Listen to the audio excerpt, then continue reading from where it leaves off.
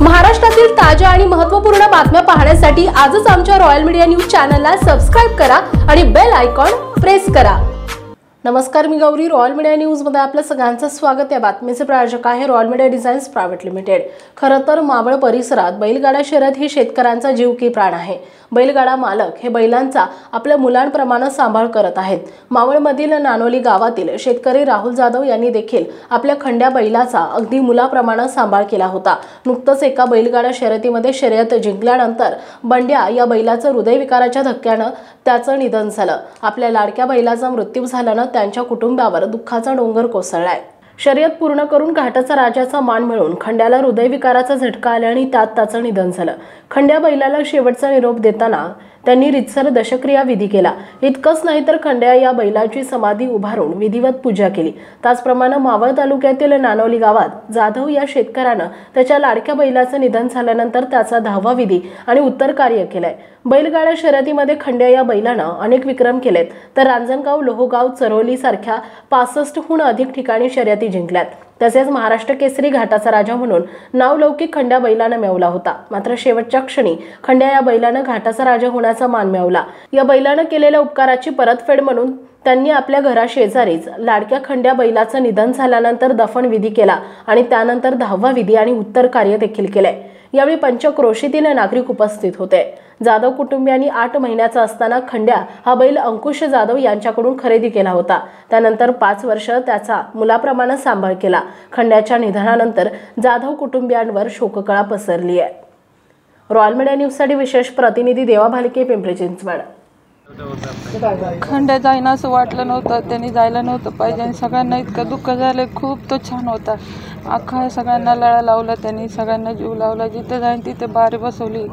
आज तो गेल्यामुळे सगळं घर वगैरे सगळे कोसळत, माणसं सगळे रडतात। या ठिकाणी गातेचं पूजन करण्यासाठी तो परत यावं असा लोंढे परिवाराचे नातेवाईक काशीनाथ मामा तापकीर दादा, आपल्याला विनंती आहे, आपण या ठिकाणी गाता पूजन करण्यासाठी या ठिकाणी यायचं आहे। कशा पद्धतीने सांभाळ केला त्याला छान, त्याला असं हरिभक्तीपर्यंत दत्त मामा खायला प्यायला बुरटे यांनाही विनंती आहे, आपण या ठिकाणी गाता पूजन करण्यासाठी या ठिकाणी यायचं आहे। हांबरायचा, उठून उभं राहायचा, त्यांनी खूप केलं। सौभाग्यवती मंगलताई जाधव, आपणास विनंती, आपण या ठिकाणी यायचं आहे। त्याची खंड्याबरोबर काय काय आठवणी होती? खंड्या असा होता, त्याला प्रसिद्ध गाडा मालक मुरली भाऊ बनकर, आपणासही विनंती आहे, आपण या ठिकाणी गाडा पूजन करायला बैलगाडा खंड्याचं पूजन करण्यासाठी या ठिकाणी जायचं। तो उठायचा। अपेक्षितच नव्हतं की एवढ्या लवकर आम्हाला आमचा बैल सोडून जाईल। खंड्या म्हणजे आमच्या परिवारातील सदस्य।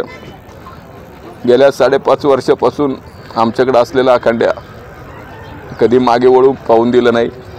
कायम स्पर्धेमध्ये नंबर काढणारा आणि आमच्या प्रत्येक सदस्याने, आमच्या बैलगाडा संघटनेमधील प्रत्येक व्यक्तीने खंड्याला आपल्या भावाप्रमाणे, आपल्या मुलाप्रमाणे जपलं।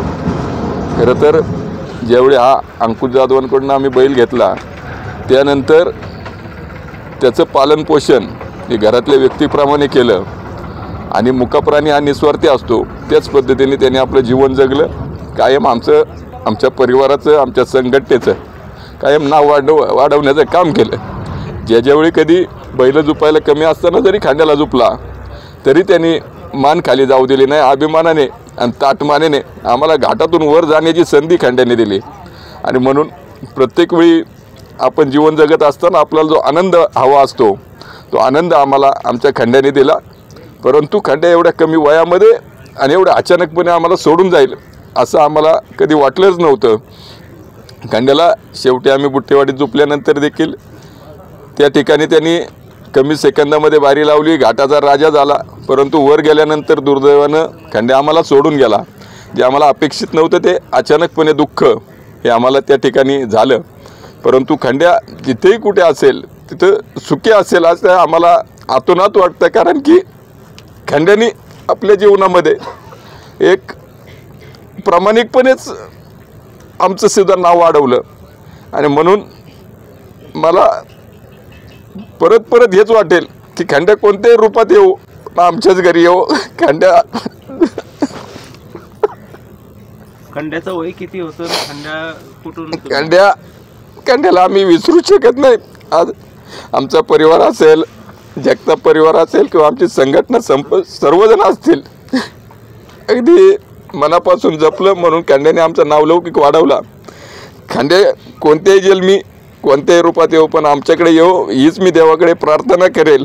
आणि खंड्याला मी आपल्या सर्वांच्या माध्यमातून भावपूर्ण श्रद्धांजली अर्पण करतो. खंड्या 5.5 वर्षाचा होता, परंतु खंड्या अजून खूप वर्ष जगला असता, पण जे नियतीला मान्य नसतं त्या काळापुढे आपण काही करू शकत नाही. पण खूप मोठं दुःख खंड्या आम्हाला अचानकपणे देऊन गेला. हे दुःख आम्ही विसरणार नाही. आज खंड्याचा विधी या ठिकाणी होत असताना खरं तर खंड्याने जे काय आमचं नावलौकिक वाढवण्यासाठी केलं, म्हणून आपलं जे कर्तव्य आहे घरातल्या व्यक्तीप्रमाणे सर्व विधी या ठिकाणी आम्ही आमच्या संघटनेच्या माध्यमातून केलेला आहे. आज दसक्रिया विधी आहे. आपण सर्वजण या ठिकाणी उपस्थित आहात, आमच्या दुःखामध्ये सहभागी झालात, त्याबद्दल मी आपलं सर्वांचं ऋण व्यक्त करतो आणि या ठिकाणी थांबतो.